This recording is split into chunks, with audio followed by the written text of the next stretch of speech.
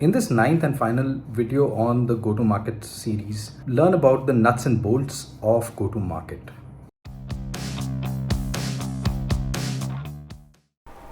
Let's get down to the nuts and bolts of people-led go-to-market. How exactly do you connect with people? How exactly do you keep them engaged? And in a community, you want people talking to each other also.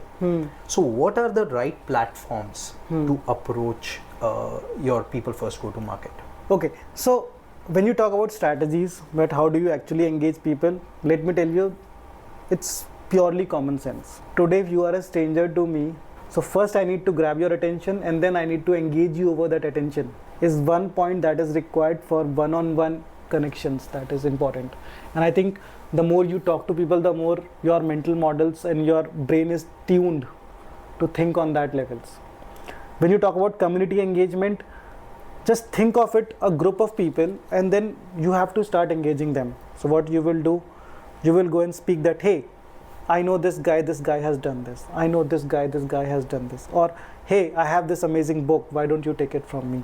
It's free of cost. I'm just giving it away. Or, hey, let's meet up sometime today evening for a catch up. We'll have a casual chat. Or, I got this guy. Would you like to talk to him? So think about all the needs that a group can have. Their psychological needs, that what if some compliances are not falling in place? What the government rule has changed? So there are certain triggers which actually keep people aligned in the community.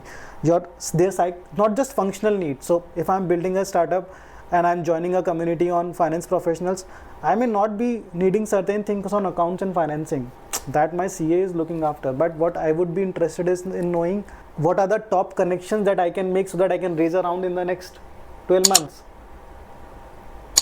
What other people have done, can I listen to those stories so that I'll make the perfect pitch on the day one? So you have to understand what is it that is important for them and then create a value through those triggers in the community. And then when you talk about other things like what platforms to use, it totally depends upon geographical constraints. Let me tell you, there are certain regions like India in which we are using WhatsApp for every purpose. Now, if people are using WhatsApp, the community has to be there on WhatsApp. Because people don't want to be disturbed. People are just comfortable in their own shoes and you just have to go there with their own preferences. In US, people don't want to share their mobile numbers easily, so that's why people run Slack communities and Discord communities. Gamers are mostly on Discord, they don't even open on WhatsApp. So that's why you build a Discord community. So it totally depends upon what is the preference we are talking about. So wherever the community is, it's best to go there instead of trying to build an app and bring them, forcing them onto a platform of yours. That will probably not work. It's best you go there first and generate that trust. And if in future they are your diehard fans, might as well then think of moving on to another platform. There is a one common thinking there is, if you already are a part of a community and if you're already comfortable with the medium, when notifications come to you, you won't ignore it. But when there's a new medium, your highest possibility is you would ignore that notification or even mute that notification because it's new to you.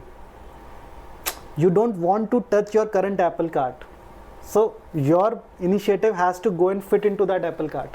It's a lot like having those WhatsApp groups. There's some groups you want to check immediately if there's a message, and there's some other groups that you just don't want.